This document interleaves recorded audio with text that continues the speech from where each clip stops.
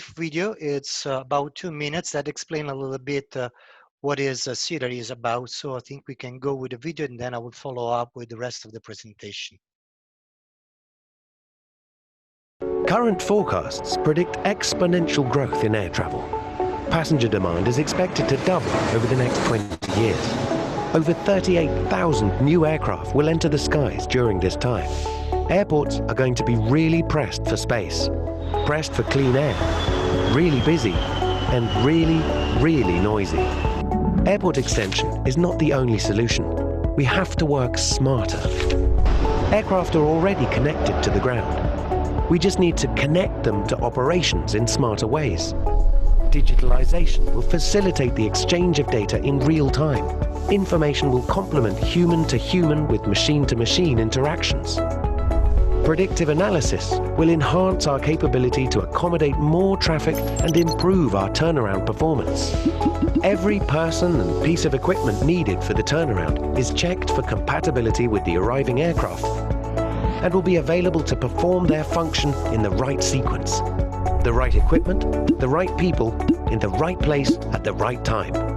Our developing technologies are not only about just in time or being efficient. All of our equipment, right from the aircraft through to the smallest tractor, is potentially capable of running cleaner and being less noisy. New generation batteries and alternative green fuels are already making this possible. Even aircraft can switch off their main engines and taxi on electrical power. Electrical control systems are becoming more precise, which is enabling more autonomous operations. This is how we see our ramp of the future. This is CEDAR, a connected, ecological, digital, autonomous ramp. And here is CEDAR. So we can move here to the next slide. And I want to start to give a little bit of a key context. So why IATA has started to engage with such a project and what is the rationale behind this. So what you see in this chart actually are airport and airport works for expansion. So we have over $1 trillion of US investment either for expanding existing airport or to building up a new one.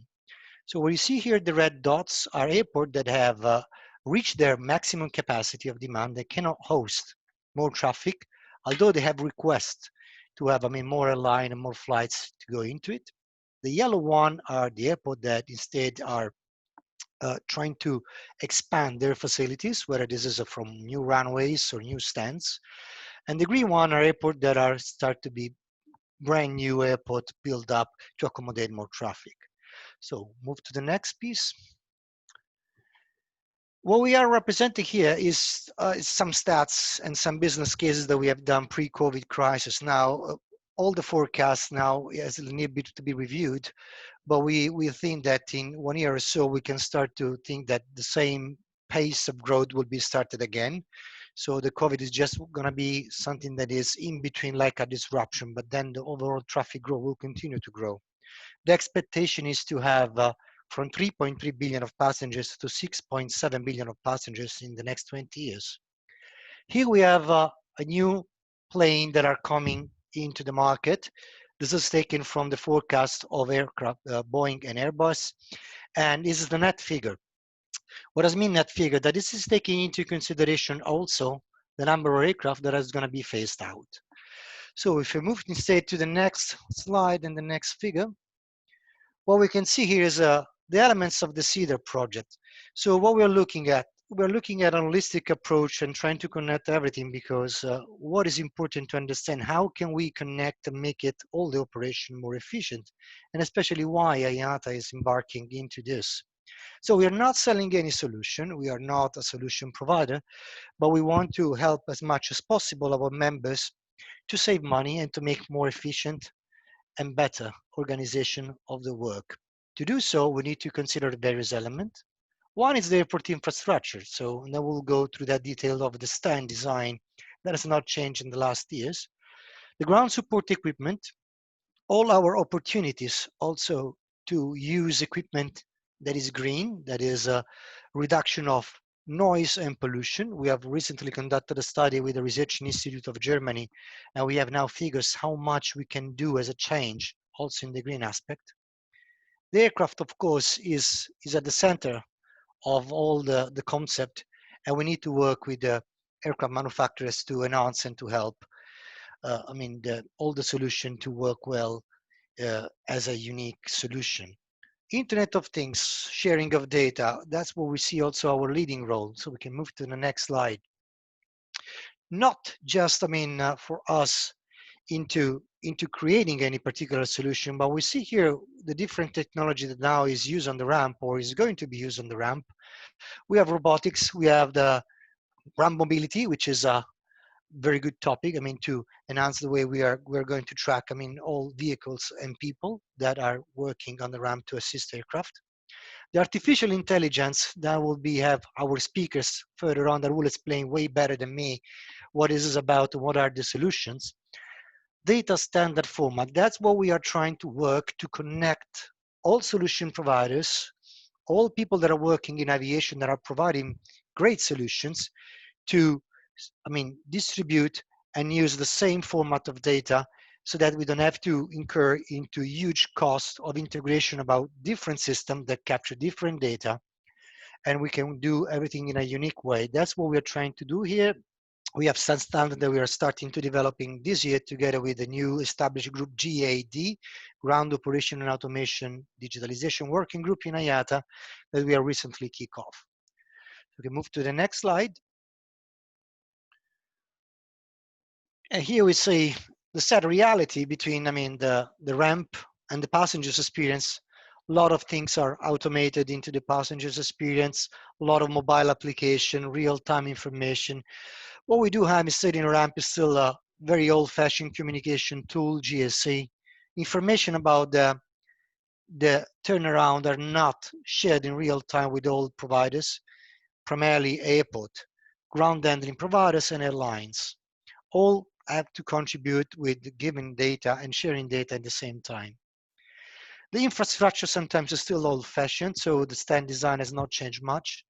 And also, particularly in some countries, the pollution is increasing and increasing. So we have a lot of opportunity, not only from an aircraft perspective to reduce CO2 emissions and noise, but also we do have a big opportunity in ground support equipment.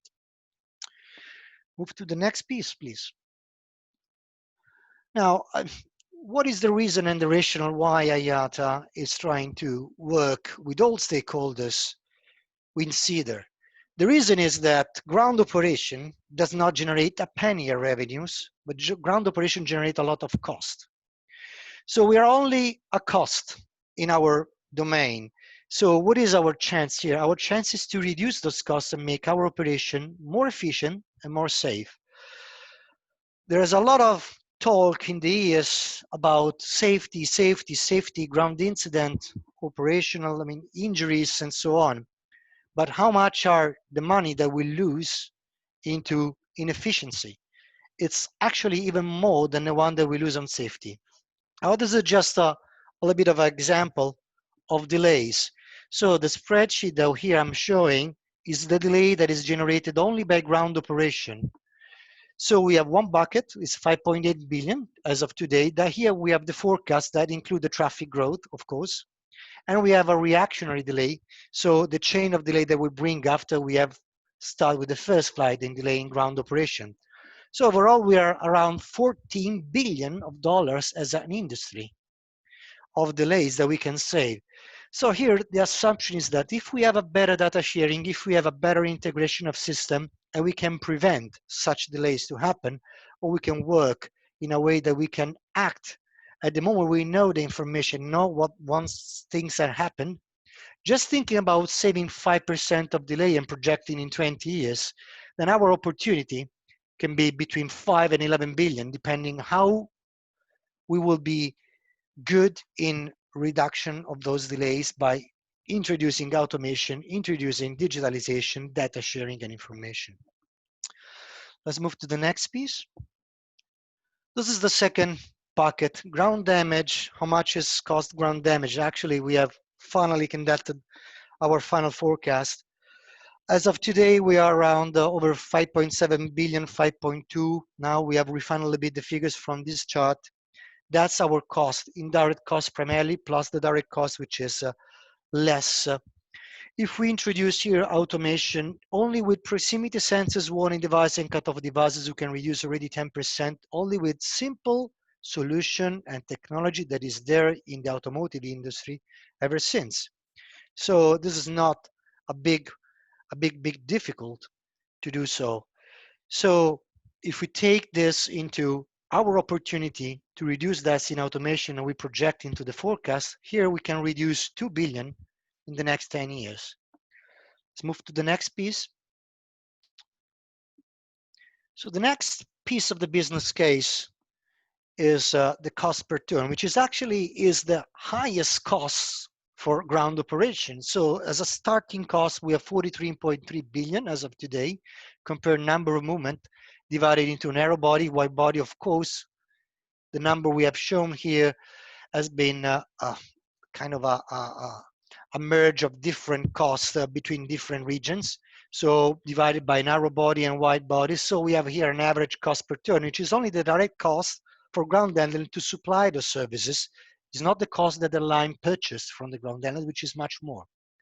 So here, if we introduce automation, if you introduce, if we remove some of the process that we are now doing manually, and we automate those processes, whether by the use of digital or robotics, well, actually also here, our opportunity can be 10 billion in the next 10, 15 years, depending how fast we will be in the introduction of this automation. Also, sometimes even more simple solution in a big airport, ground support equipment sharing reduce a lot the chaos and the number of vehicles that are moving back and forth.